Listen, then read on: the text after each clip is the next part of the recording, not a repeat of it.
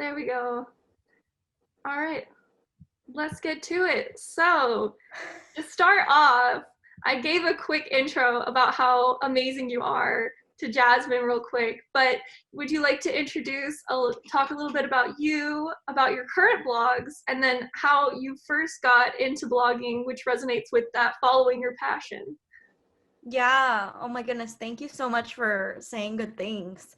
I guess just a little background. I went to UT. I graduated in 2018. So it wasn't that long ago that I was still in school. I miss UT. I actually drove by campus the other day and cried. So I miss it so much. Also, it was just empty. So, sad campus is always sad, or empty campus is always sad. But I studied petroleum engineering at UT, and it wasn't very common for girls to study petroleum engineering. I mean, just most of the engineering majors in general, there's just not a lot of women. Um, and I really needed a creative outlet outside of school to kind of like do something that wasn't looking at numbers and like really hard stuff. So outside of my study time and my class time, I would find time to blog. But that blogging actually started in high school because I was actually a terrible writer, and I really hated English. Like, English class was the worst for me. I really didn't like it. And I had an English teacher encourage me to just start writing about things that I liked. So my blogging journey started in high school. I started the same site um, that's live that I have now. And I talked makeup and fashion and all the things that were happening in 2010. So this was 10 years ago. So it was just a space for me to kind of just write about things that I liked.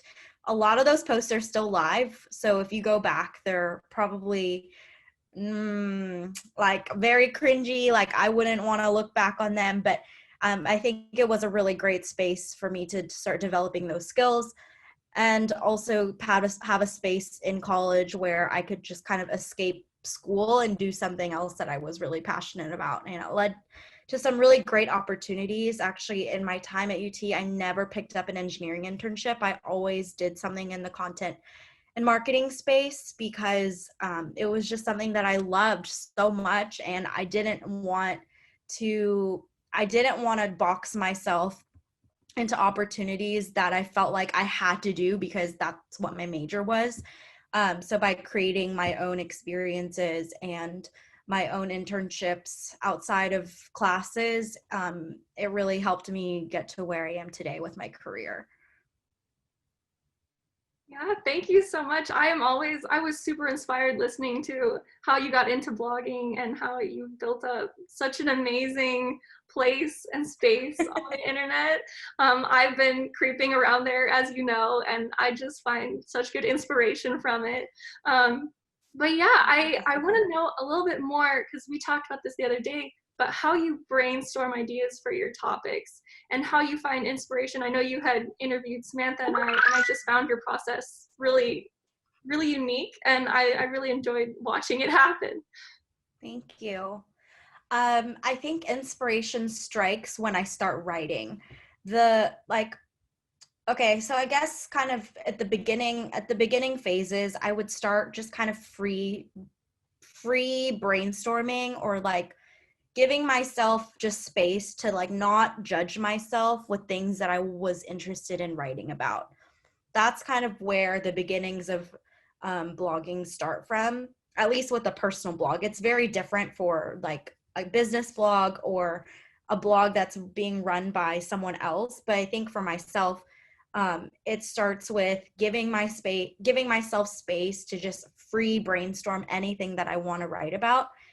Set 5 minutes on a timer and just write down topics of like what's exciting to me, what is applicable in my life right now. And then after those 5 minutes, I start to kind of brainstorm, or start to kind of categorize those topics into different categories. And by doing that, it kind of gives me an idea of how much content I have per category, so I can start adding more topics for other things that are kind of shorter, or lists that are shorter. And by doing that, then I can start the whole writing process. And by starting the writing process, you actually come up with so many more ideas. So I just kind of jot them down as I continue writing. I don't jump and start writing on another thing. I just continue writing my one topic, and then just kind of keep a running list of ideas on the side. As for a company blog, it's super different. A personal blog, you have a lot of creative freedom as to what you want to do. In college, it was super exciting to have a space of my own because no one else around me was doing what I was doing. No one else in college cared about this blog. We just studied and kept up with our engineering classes. But it led to some really great opportunities, like Teen Vogue magazine. We did a few collaborations when I was in school. Hosted like a few in-person parties and kind of like field marketing campaigns. That's what we would call them, like where they're in person and we're kind of like out and marketing whatever initiatives they had. Pottery Barn, they decorated my room every single year in my dorm. A few others, Tom's, Container Store. They were really great opportunities for me to work with marketing teams outside, and it was really on my own terms. Like if they had a topic for me to write about or they suggested ideas of what I wanted to do, I could either take them or reject them based on what my availability was. But for a company site is super different. A blog actually serves an entirely different purpose for the company. Blog usually exists for a company because of a few reasons. One being it's great for the website.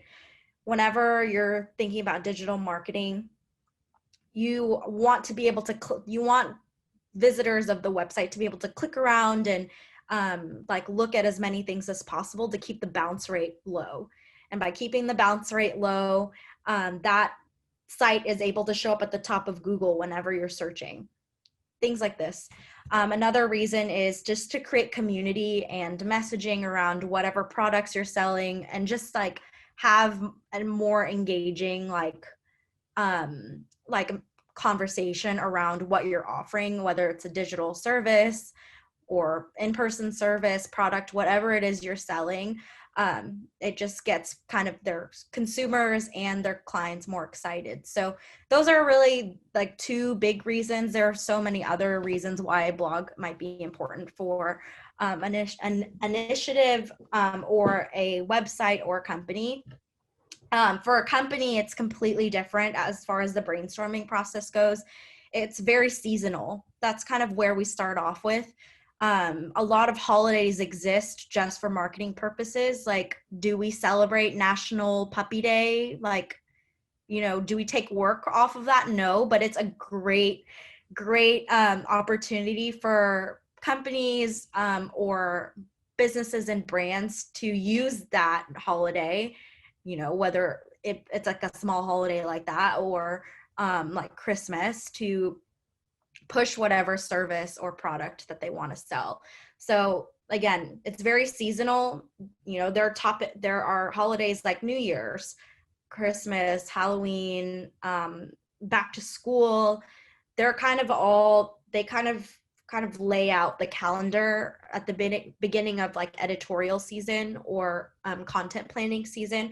Once we get all those dates in order, then it goes back to what are we pushing for like our products. Like, are there any launches happening or any releases or refreshes of products that we're pushing? That also goes in the calendar. Then we start planning content around those two things.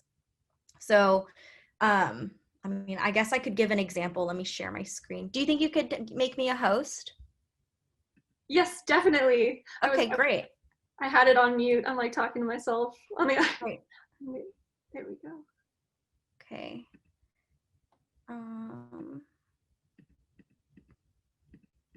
Okay. You guys are going to see all the inner workings of like what I'm planning on my own blog. My own blog is called thebellainsider.com. It's where I'm encouraging students to like really like be courageous, find your skills, find your talents, and lean into like what you're actually passionate about. Because I feel like in college we feel kind of trapped into like what our major is, or like what other people are telling us we should do. But I'm hoping to like create a space where like college women can kind of lean into like learning more about themselves, giving them space and grace to figure out what they actually want to do, and like providing some college tips, and like regular college advice in the meantime. It's mostly targeted towards women in college later in their later years, so like junior, senior year, and then like a few years out of college. So not really for people that are just entering in, but really like our later years of college. So, I have a few umbrella sites here, but, and, let's just click on graduation, for example. Graduation doesn't come around till winter or spring. So like winter 2020 or spring 2021, those are kind of like the seasons that I will be probably pushing this kind of content. But I'm starting to think about like planning for that content now. It's like the end of summer. But as far as like collaborations go, and like giving myself time to write and plan out the content, I need like that amount of time before it's ready. So that's kind of how I'd like to think about it. Before like a season, like winter season, I'm thinking about it fall or even summer. So 2 seasons before. And so, these topics, they might be good to push now. They could work for an audience, but really it's not going to be that useful for people until they start really thinking about graduation. So it is kind of seasonal, but at the same time, like it works for fall, it works for like fall and the spring. And people can also read it, whenever they want. And I start collecting those ideas way in advance. For example, this is my entire list of ideas, of blog post ideas that I'm really excited about. These are the actual ones that I've written. I've only kind of scratched the surface here. And I make a list of notes, like what kind of content is it? Is it seasonal content? Like, does it surround a holiday, or does it surround like something that's very short term, like back to school? Or is it like more evergreen kind of content where it could, like, people would be interested in it all year long? I put a status there, so like published or like needs updates. Other people can go crazy, but I like to keep it as simple as possible for myself. If there are any sponsorship opportunities for those blogs, I like to list out my sponsors, so that if there comes a time where I'm working on a blog post that's similar, maybe I can reach out to those people again and they would be happy to sponsor. And then just like a little note of like when things are last updated. But yeah, I try not to be too, and then like here, a category as well of like what kind of content is actually available. Is it graduation photos? There's so many, like so many here. But again, some of them don't apply till much later. So, I try to like yellow, red, and green. Red are ones that I really, really want to write. Yellow are kind of ones that are in the works. Green are like things that I've already done. And then blank ones are just running list of ideas that I haven't really thought about yet. That is kind of a look at like a behind the scenes look of how I do that blog content planning. I'm sure it works differently for other bloggers, and it works very differently at work too. At work, it kind of, we try to keep it like not in a, I don't know why, like people hate Excel. Maybe it's because like I did engineering in school, so like there was a lot of Excel happening, so I like to keep things on spreadsheets. But for content planning for teams, they like to keep things as visual as possible. So no lists, just like pictures, and putting them on calendars so that people can see what like dates content is going live. Wow, that was awesome to see that look behind the scenes, behind the curtain. That was I'm really excited, and I got that on recording, so I'm hyped to try and recreate I know that. you can like pause and screenshot all the content ideas. And I was I like, mean, I assume that it'll be exciting for like for you guys to just get a look into like what I'm actually thinking about and what actually goes live. Um and yeah, that's like top secret stuff. So I hope that people get value out of it. yes, thank you. And you talked about how you started this blog in college and how, now you're going into working, how you organize that. And that kind of leads into the next question is, how do you kind of approach keeping that healthy balance when you're in school, when you're also have internships and but also trying to integrate a regularly scheduled like blog week? Yeah. This is really hard because I don't know, is anyone familiar with the Enneagram? Okay. Oh, Jasmine. Jasmine, do you want to like Listen, I kind of know. It's like a personality. Is it a person? Am I thinking the right thing? It's a personality. Like categorizes your personality by like 1, 2, 3, 4. Yeah. Okay, or 5. Like I didn't it hear goes about, on. yeah, exactly. I didn't hear about this test until I graduated school. It's basically a test that shows your personality, like not necessarily your personality, but it shows your motivations for why you do things. And for me, like I was categorized as an Enneagram 7. And a 7 is just like wants to have fun, wants freedom, like doesn't want to be boxed in, controlled in any way, and kind of has like constant FOMO, and like doesn't want to ever feel deprived. For me, in school, I felt deprived by being boxed into a major because that major was very inclusive and reclusive, as in like we did everything, like a lot of people did everything together in that major, and we like every kind of activity, school activity that we did, or clubs, they were all because we were in that major. So I felt really boxed in, and I really wanted to give myself freedom to do something else that wasn't that. So I put time limits on myself. For example, for school, when we had homework, if it took me longer than like 2 hours for me to do something by myself, like if I couldn't do homework if I had trouble, I like after 2 hours of trying by myself, I'd be like, I can't do it anymore. Like I tried, but I'm going to like ask the TA. I think sometimes we're hard on ourselves. We tell ourselves that we have to do it on our own, and we don't have to do it on our own. They're there for help. And if you give it a try first, you kind of give yourself time limit, because you could go forever with school. Like there's no stopping place with school. I think that's why we get so anxious, and school can be a very unhealthy place because you could go on forever studying, learning. There's no end to it. But I think, it's like a relationship. It's really good to have boundaries with yourself.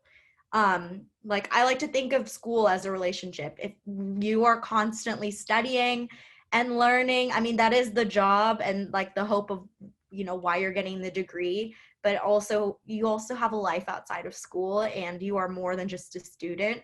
So that's why I put time limits on myself. If it took something longer than a certain amount of time that I budgeted for, like I'm going to ask for help. I'm going to ask a friend. I'm going to ask the TA. I'm going to ask the professor for help. So I have time for other things outside of school. And I know that might not be a very popular, a very popular mindset. But for me, I knew that I had more potential than what I was studying for. Like I knew I was creative. I knew I wanted to have creative skills in my job, and in my major, I wasn't going to get those things. So I made time by limiting the amount of time I was actually spending on school so that I could make time for other things. And then as far as like sticking and finding a balance between those things, you know, I have a hard time like sticking and committing and like being really diligent with myself. And I think a lot of students feel that way too. It's really hard to stick to a schedule. It's really hard to like get up and do the same thing every day. And I definitely didn't do that in school.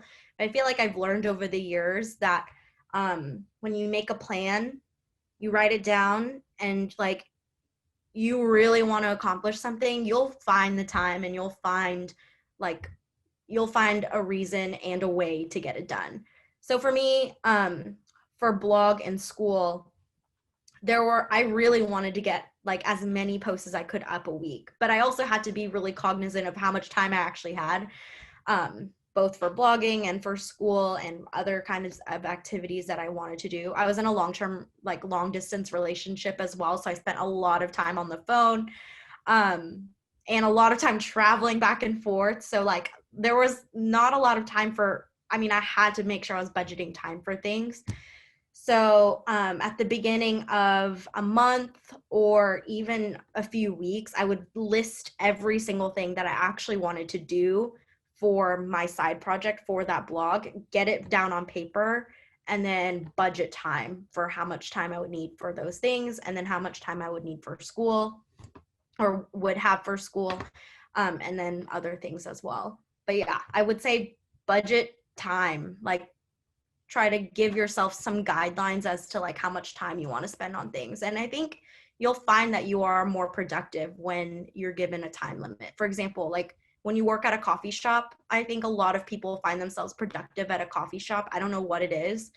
I think for me, like, you know, it is like the surroundings, like you have the white noise and the smell of coffee, and you know, the space is clean. Usually it's like not yours. I don't know what it is. Like when it's not my space, it's like so much cleaner. But I think also you are there only for a certain amount of time. And for me, when I'm at a coffee shop, I'm like, I drove here to like get work done, and if I don't get any work done, my time, like I kind of wasted time, and the person that I'm studying with, like I wasted their time too. And I feel like, you know, before quarantine started, that was probably pretty common. Like you go to a coffee shop and you're like, oh, like I didn't even study. I don't know. I'm pretty sure like we've all been there, but I kind of flipped, or kind of like changed my mindset into thinking like I gave myself 2 hours to study here. If I get these 2 hours in, then I'm, you know, making the most out of the person that I'm studying with, their time, my time, and like I get everything done, so I can like do some other things that are like more exciting and more fun, like enjoy the coffee. Yes, definitely. And I can definitely resonate with that long distance. That takes a lot of time and energy. Yeah, the guy lived in Seattle, so it was a lot, like it was a lot of back and forth, a lot, like that relationship ended.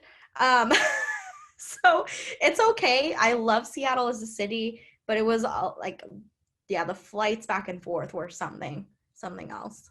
Yes, but I also I love the idea of budgeting time, and definitely something that I am going to take away from this and try to make my budget of a day, because that's Yeah. something I definitely want to work on. But I'm super impressed by how you approach that, and I'm very jealous. Hopefully one day I can be like you and have that. Everyone has their own journey here. Like we were all gonna learn our own lessons. And I feel like that's always hard with advice, you know, like when I used to hear from mentors, like they would tell me things and I'm like, but they would always give me the disclaimer that we're all going to experience different things, and you kind of just have to take everything with a grain of salt. You know, when you hear from mentors or people that are trying to help, they can only speak from their own experience. Yes, definitely. But it gives me hope that somebody can do it in the world one day. All right, but going back, I think you actually touched on it earlier, but it was this idea of umbrellas and why umbrellas are important, especially understanding how they integrate into a blog and are impactful. Yeah, I think I could speak to this kind of more on like the brand side or like working with companies. really important to understand what categories, I like to call them umbrellas. I don't know why I think that's cute. I don't think anyone else calls it that, but basically like categorizing your content is super important, because when you start working in digital marketing or in content marketing, you have to have an idea of what content people are actually resonating with and where the conversions are actually happening. A conversion is, let's say that you're on Instagram. A conversion that could happen on Instagram is someone who looks at your profile, an impression, then someone who actually follows, taps to follow you on Instagram. That is a conversion. And then from someone following you to liking a picture or clicking on your website, that's another conversion. And then someone who clicks on a website to actually buying your product, that's another conversion. So it's really important to understand what categories of content are actually performing well, because if no one's buying the product, or if no one's even reading the content or like interacting with it at all, then we probably have to make another plan of action to, again, create another plan or like revamp it some way, because it just, what's the point? We're just kind of like spinning wheels, like not really doing anything, not really creating a goal and reaching a goal. We're just kind of like spinning the wheel and not going anywhere. The stationary bike. So when it comes to categorizing, it's really important so that you have an idea what things are doing well, so that you can keep doing those things that are working, and then the things that aren't doing so hot, kind of changing it up, doing something else, and seeing how it performs then. And you can track that.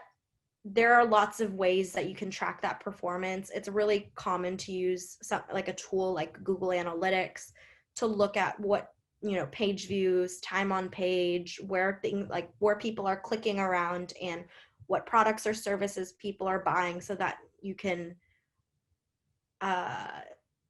continue doing the things that are working and then stop the things that aren't. But, it's very different for, I think, the goal with the Well Institute. The goal right now is to create as much content as possible with lots of voices. And, just because someone's content, like Jessica's content might perform better than Jasmine's, that doesn't mean that Jasmine should stop writing or contributing. People just resonate with different people. And I guess, that's another reason why, or that's another reason a blog could be useful for a company. It's just for brand awareness and for kind of showcasing things that are happening behind the scenes. In the space that I work in, it is kind of more digital marketing and results focused. So we are looking a lot at what is actually happening behind the scenes of the content, and what kind of things we need to be changing so that we can continue selling a product or service to people. Yes, thank you. Yeah, and that definitely leads into the next question, which is about audience and this kind of the spinning wheels. And it's funny that you said versus Jasmine content, or just Jasmine's our journalism person up in here, so she's like the A1 that's her focus. So journalism's difficult, in the blog space. Yeah, I'll have something to touch on that later, but continue. Yeah. Jasmine, did you want to say something real quick? I saw you unmuted. Yeah, it's definitely I think I definitely am used to writing, but it's such a different type of writing that it's almost like learning to write with your left hand. So it's I love writing with all my heart, and I'm really glad to pursue it. I think I was getting a little burnt out with the reporting, just the strict hard reporting. I didn't like that as much. So it's really exciting. I love that part. So that's really funny that you say that. Yeah. So I'm excited to explore it, but it's so different. It's just such a different way of looking at writing, and so it's like learning something new entirely. I totally understand that. For someone to say I love math, it's very different for someone who works in accounting or like some other kind of like using numbers in that way versus using numbers for engineering purposes. Definitely. So I totally understand what you're saying. That's why I said I find it funny that you say that, because I've definitely seen that in the workplace too, where people who come from journalism backgrounds, their approach to content writing and like content production is very different. They, you know, in journalism, you do a lot of research, you have to have like some kind of angle or point. And with blogging, it's just like, because it's kind of all in this like marketing realm, there is always you know, they're just very different purposes and very different approaches to writing. So, and like finding your own voice too. As a journalism major, like I think you're probably using, I mean, journalists are known for different things, but yeah, with blogging, you know, it's just also different voice, different purpose, different approaches. So I hear you and how that could be a difficult change, but I'm glad you're flexing like a different muscle, like working, you know, a similar body part, but like flexing different muscles. Yeah, it definitely. I'm really excited to just explore it and see where that takes me this year. So Yeah. we'll see how it goes.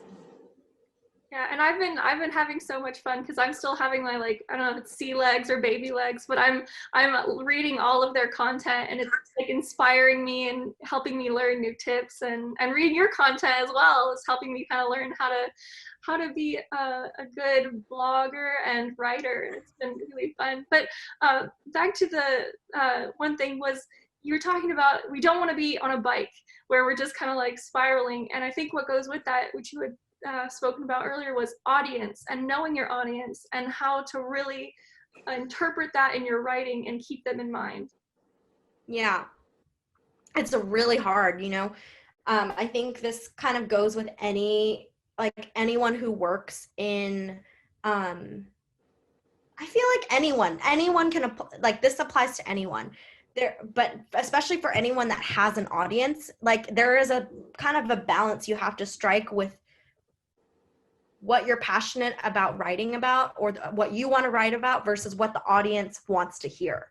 So it's like, do I succumb to what the audience wants? Do I give in to, like, you know, do I want to write what they want to write about? Like maybe what they're asking of me isn't something that I'm even passionate about, but like what they want, they've made it loud and clear, versus like the things that you want and that you're interested in, maybe they're not that excited about it. I feel like every creative feels this way.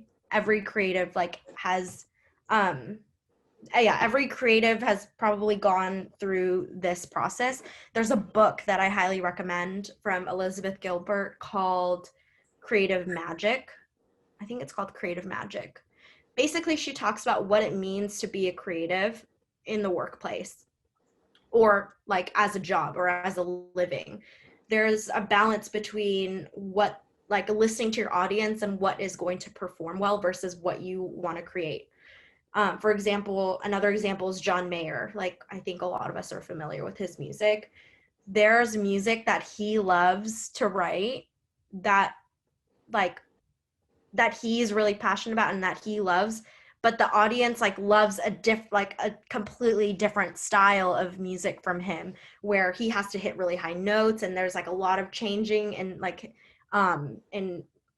his music.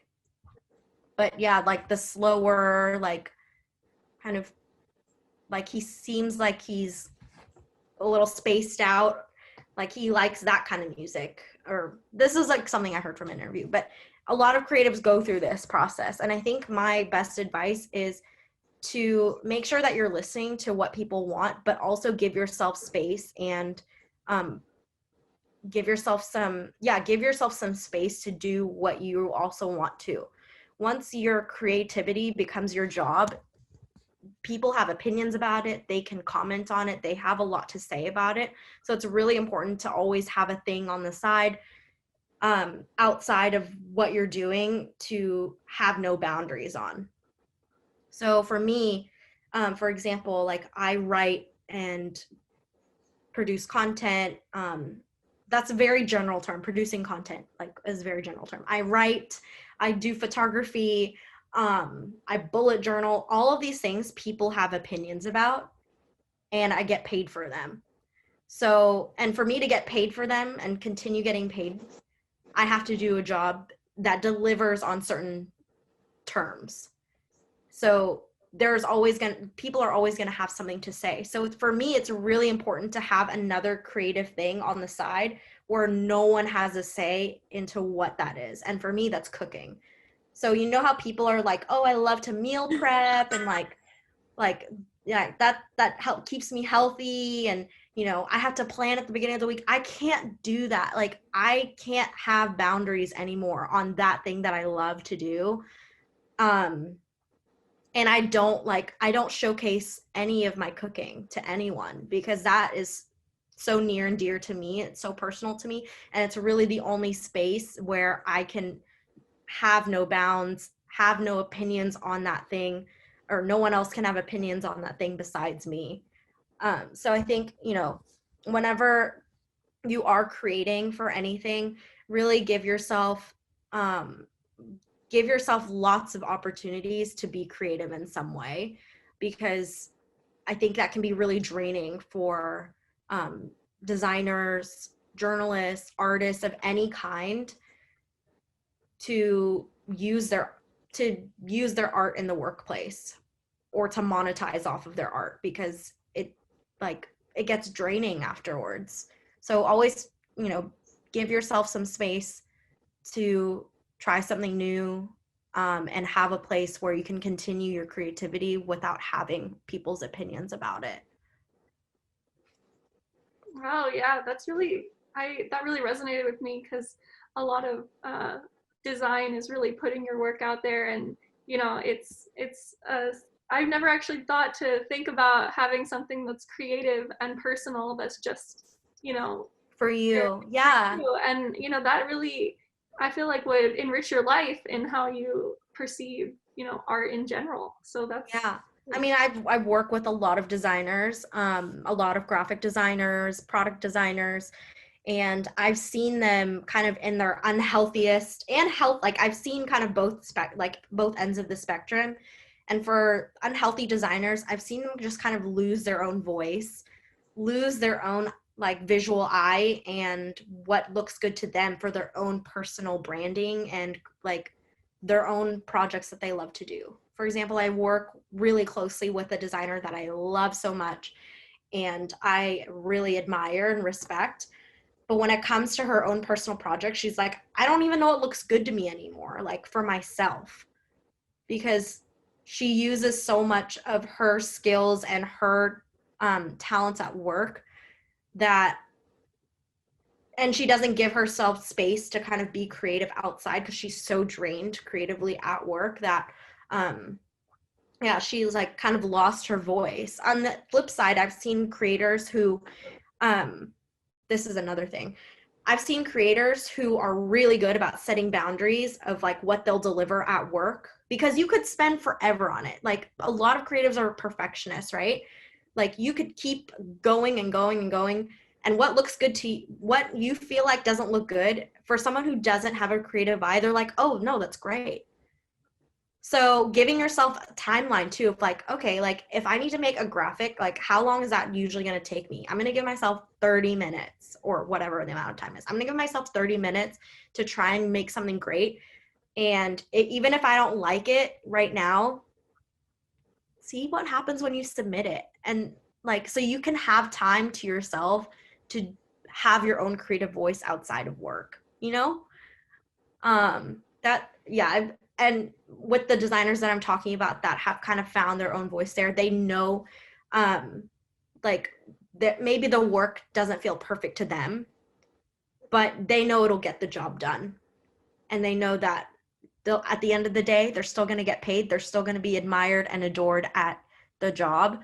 And they give themselves space to still create on the side, make mood boards, design their own things that they're passionate about, and really be like a healthy artist, both like physically, because they can like do other things besides look at their laptop, and also mentally too, and emotionally, because they're not giving so much at their day job. They can actually use their time for other things and prioritize those things too. Yeah, I definitely resonate with that idea of health, and that goes in also with blogging. It's kind of putting yourself and what you think and what you love out in the world, and then people are telling you what they believe or what they think about that. And it's really important to make sure that you're healthy about, that critiquing work doesn't necessarily mean critiquing you. And I think that's a big Yeah, line absolutely. that happens as an artist and as a writer. Yeah, that's a huge lesson to learn while you're still in school. Most of the things that you're going to create, if you end up working for a company, there's a goal in mind. And if your designs don't meet that specific goal, then it has nothing to do on you as a designer. It just has to do with the work and being able to take that critique and not so personally. And I experience this every single day. Like when I write for work, or I write like anything or create anything for work, and they give me feedback like not that I didn't like it, but like it's not really meeting like the goal here. I can't. Fine, that's great. Like 100%. Go ahead. Like make the fix. Tell me the edit. Like I don't care. And it's not so much building a thick skin as much as it is like separating like your understanding of this is work and this is for me. Now that's why I feel like studying art or, you know, studying a creative, I feel like I was really blessed and very fortunate to have not studied art at school and I studied engineering instead, because I feel like I wouldn't have done a creative job.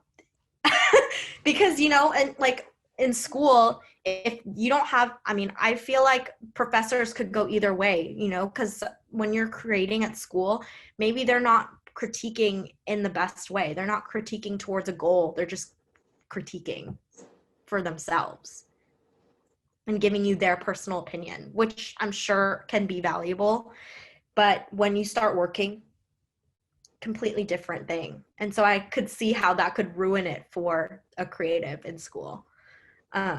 So hopefully blogging as me as a helper and a support to the blog team, I don't become the professor critiquing. But thank you so much, Sarah. That's a great point. And then I know we're almost going to reach our point, so I don't want to take up too much of your guys' valuable time, but I think you're going along with that, where it's you expressing yourself, but it's also understanding your voice and how voice is kind of important to how you are as a writer, but also staying within the voice of the Well Institute as well. And I was your perspective on that. Yeah. I think it's kind of twofold. The first part is that the people that are kind of content managing, I don't know who like whoever it is that is kind of overseeing what the goals are of the Well Institute and the blog, they have to give you good guidelines. So if you don't feel like you have clarity as to why the blog exists or what the blog is for, you should ask them, and I'm sure they'd be happy to answer that. But they need to give you a good guidelines as to why it's there in the first place. And then the second part, as to finding your own voice and being able to utilize it in a way that is constructive for the Well Institute, is making sure that you give yourself time to actually have a voice, like outside of your day-to-day studying and job and whatever else, your internships, giving yourself time to really look into like what you like to do, what you're passionate about. This is hard in school because you're really just like school is brutal. It gets so much better, by the way. I don't miss school. I miss college, but I don't miss school. There's like a difference. Like I miss being with friends. This is completely off topic. What I'm saying is I know school takes a lot of time, but again, give yourself some guidelines as to how much time you're going to be spending towards school so that you can do things that you enjoy outside of classes, studying, talking to other students, and finding your passions, because that will help you develop your voice. Your own experiences, your own passions, and your own things, whatever they are, will help you determine your topics of what you actually want to talk about, and help you develop your own voice, because you're interacting with people that you don't normally interact with. For example, like in school, I was, studying for exams, doing homeworks just for engineering. But I was really interested in floral design and baking and all these other things that I'm like, I want experience like outside of like just my home kitchen or what I would find at Central Market. So I'm like gonna work with a florist, and I'm gonna like email a few bakeries in town to see if I can like get an internship there, like whatever that an internship might look like for them. I'm gonna just email them and see like what is possible, because maybe there's an experience that I'll be able to have there that I can't find at school or anywhere else, and it'll lead to talking to new people, experiencing new things, then developing your own voice. So give yourself some space, like give yourself guidelines, so then you can give yourself some space. Guidelines as in like limiting your time, how much you're spending in school. Yes. People are gonna watch this and be like, that's not possible for me. Like school takes up forever. Like I know, like graduating, these engineers, they're like, yeah, that's not possible. Like I know it's not possible. Like it might feel like it's not possible, but it's possible. Like I still graduated in 4 years. Like it's gonna be fine. I feel like that's the slogan. It's gonna be fine. It's gonna be fine. Like the end of the world. Every exam I walked into, I'm like, am I gonna die? Yeah. Yes, definitely. But yes, on the guidelines, that's actually going to be our next meeting. We're going to meet together and make that, and hopefully Samantha will be able to join us, because that's something we're brainstorming this week, because you gave us that amazing advice last week or the other day. So now we're like, all right, I'm glad. And so also, you're talking about baking and floral things, and I've been watching Sugar Rush this past week on Netflix. I need to watch that. It's amazing. It blows my mind every day. I'm gonna watch it after this. So that was like going through my mind. One of the things that we had also talked about at that past meeting was interaction with the post. So how you integrate having users, how do you get them to, or viewers comment? We talked about social media, so I wanted you to touch on that real quick. This might sound really dumb, or like kind of like, yeah, like why wouldn't you do that? But sometimes when you want something, you just have to ask for it and just say that you want that thing, or like whatever the call to action is. I think I saw on like, I was like at a webinar this week learning about Pinterest and how pinners, like, when you see a pin, there are different kinds of pins, right? Like some are just pictures. Actually, let me share my screen. Here, I'm currently creating some pins for Pinterest on Canva. Okay, so Canva, right? We all know Canva. There's some pins where it's just a photo. Like delete this, whatever. Delete. It's just the photo, right? And you're just like inspired by the image. Beautiful. But there are some images where they have a button, right? Or like a little blurb that says click or comment, like, whatever that might be. They have like a call to action for what they want on the graphic. And by doing this, it's actually a way more likely chance that someone will actually click on the image, because you said to click on the image. So I'm going to click on the image. So that's like one way that could work. Like just make sure that is included in whatever you're saying or whatever the content is. If it's like an image and you want people to sign up for something, sign up. If it's a blog, maybe that person says, comment your thoughts, like, or ask questions. Give them a reason to actually interact with the post or piece of content that you're creating. It gives them kind of permission to actually do the thing. Otherwise, they're going to be like, yeah, I guess I read it. That's fine. But give them a reason to like comment. So, you know, whether that's a blurb that says comment below what you think or ask some questions at the end of the post. Those are some really great ways to engage people. And when it comes to graphics, it's really great to just include the little CTA. Great, thank you, Sarah. That was great advice, and I definitely have started doing that in my last post that I wrote.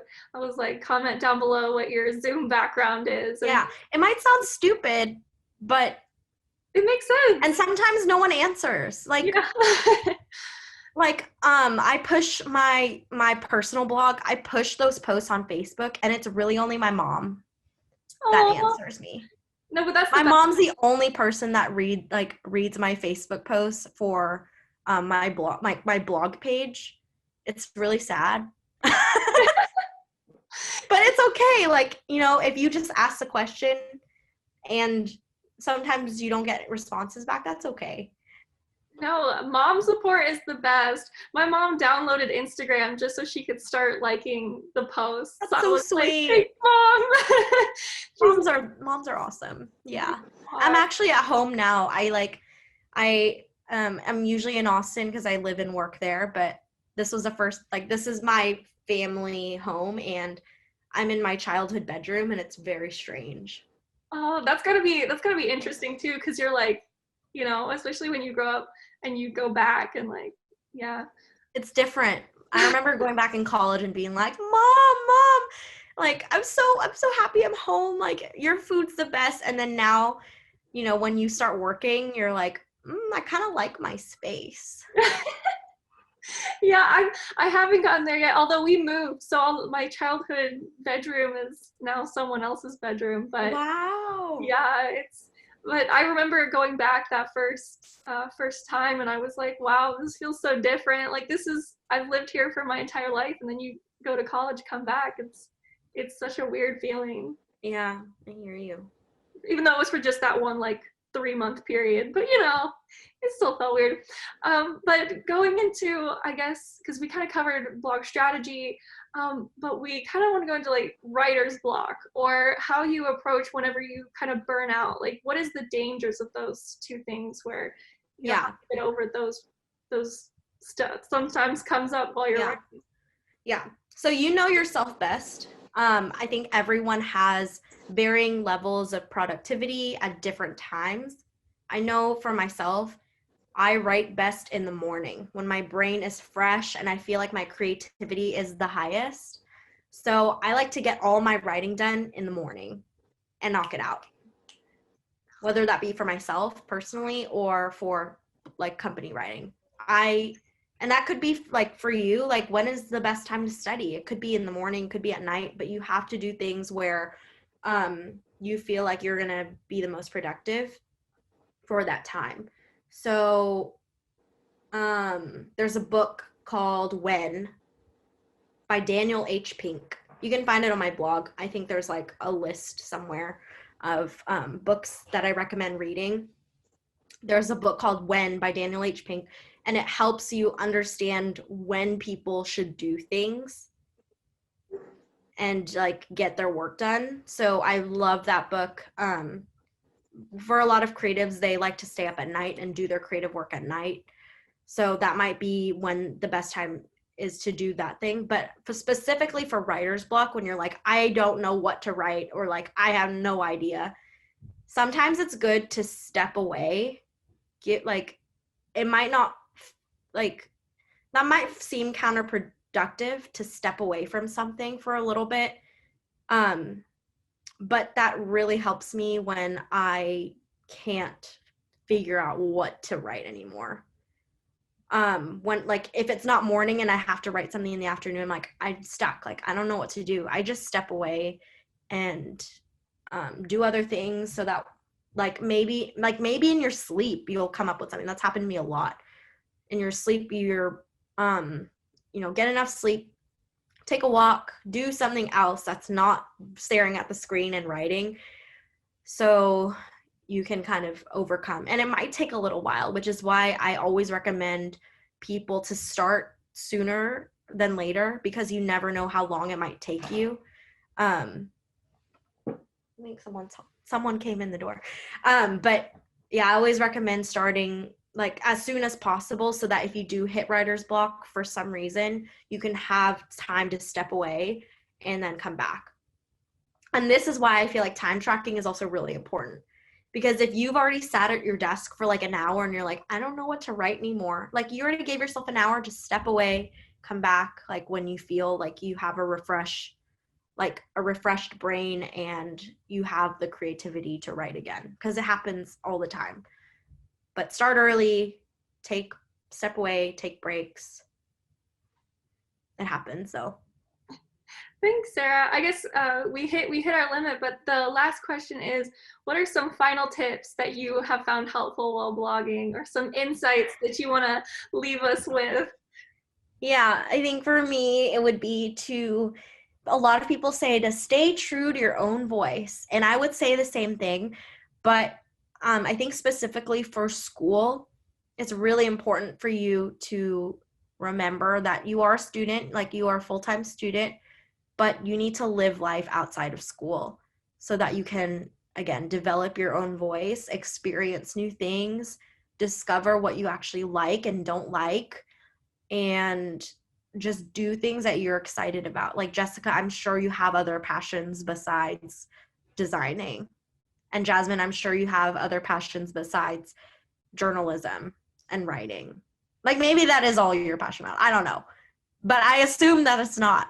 I assume that it's not. So really like give yourself a chance to explore those things outside of school while you still can. I always try to encourage students to try everything that they can, like while they have the time, because once you have to start making a living, or you have a family counting on you, you really, I mean, I don't have a family counting on me, so I'm like still like doing whatever I want. But I've heard from my own mentors and for myself too, like just do it while you still can, because once you have someone counting on you, or you are counting on yourself to make money, it's going to be a lot harder to give yourself time and space to be creative or like do what you want to do, because like you need to pay bills and pay off student loans and have a family and take care of them. So, or, figure out arrangements for that. But try everything you can while you still can. Not really blogging advice, it's just like general college life advice. Like you'll make it, you'll graduate, you'll be fine. Give yourself set time limits for yourself so that you can experience more out of school. No, I definitely love that. And me reflecting on my last 3 years of college, definitely some things that I wish had changed after this conversation, but definitely hopefully for senior year this will be interpreted in. So yeah, I actually I love baking, and I actually made that chess board cake when I was a kid. Like That's where amazing. the chocolate pieces. That's really fun. Sugar Rush, again, you gotta watch it. It's amazing. Gives you inspiration for your cooking, Sarah, that you're gonna. I love it. Jasmine, what about you? Is there anything that you love to do outside of your major and writing? Yeah, I really enjoy like painting, and I'm not an artist or anything like that, but just like playing with colors and powders and just like going to a canvas, like that's really fun and that's de-stressing. And then I started getting a little bit into ice skating before the pandemic. That's so cool. And now the rink is closed, and so I can't really like go, and I can't just do it at home. So I was actually like, while you were speaking, I was thinking like I need to, because like I think I checked 2 weeks ago, it's still closed, but like I really want to just like go and just make it a habit of going once it opens back up again, because I really enjoyed that outlet. Yeah, I love that. like, why not, you know, while you still can, and you might meet some really interesting people at the rink, or like Jessica, if you love baking, like for me, I really wanted to learn how to make better bread in college. So, you know, Texas French bread on 29th and Guad? No. It's like right across Cabo I've seen Box. it. Yeah, it's really cute on It's the really outside. I think I've cute. been in once. I actually emailed them my senior year and told them, like, I have no prior baking experience, but like, could you take me in so I could learn how to bake? And they were like, we're like not looking for bakers right now, but you could work our farmers market. And I was like, yes, sign me up. Like, I want to do that because I love the farmers market. And like, maybe in the future, like, I'll start my own farm, and like, I can learn from like other people about how they grow their produce. And unfortunately it didn't work out because I had prior commitments for the days that they wanted me to come in. But again, just like, you'll, you know, go in with an open mindset, knowing that you'll learn you'll learn so much with any experience that you take. Yes, well, thank you so much, Sarah. And you need to make a master class, or you need to. This was so great. I'm so glad. Maybe I'll write a book one day. Yes, I feel like good. I don't know. I have big dreams of like doing things. I think for now, what you'll probably expect from me is on the blog that I have, thebellainsider.com, I'm hoping to just start an email list for women so that I can give advice and drop some happy mail into your into your inbox weekly with encouragement like this, like, step away from your computer. It's time to go do something that you like to do, because you never know where it might take you. And I experienced that myself. Like, my family was like, yeah, are you gonna be okay? You have a degree in engineering, you're gonna use it? I'm like, no, I don't want to. But it takes, you know, like for me, that's super easy to say, but I think for someone else, it might be really hard to like have the gumption and the courage to step away from what you're investing your time and money in. Yes, definitely. I'm so excited that you stuck with it so that you could be here today to give us all Thanks. this amazing advice.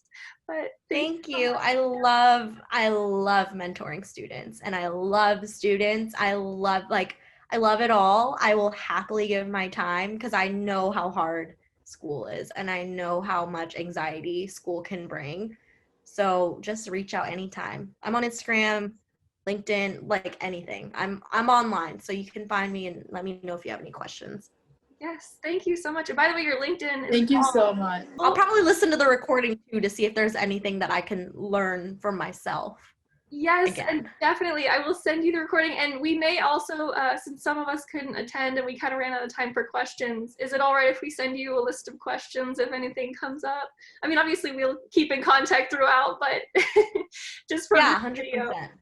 Well, thank you so much again. And so welcome. You guys have a happy Friday. Have a great weekend. School's starting in what, 2 weeks? I think it's next Wednesday. Wednesday. Yeah. Well, that sucks. I have a new post coming out about how to create your best desk setup in college, or for college at home. So you can keep a lookout for that on Monday. Yes, I'm gonna need that. Mine looks, here, you wanna see my desk? It looks really sad. It's literally like all these like random things. It's like a water bottle, a pencil, that random cat in the back was something my mom found, and then a PS4 game, and I don't even have a PS4, so it doesn't make any sense at all. So I'm gonna need that help. All right. Bye, Bye, you guys.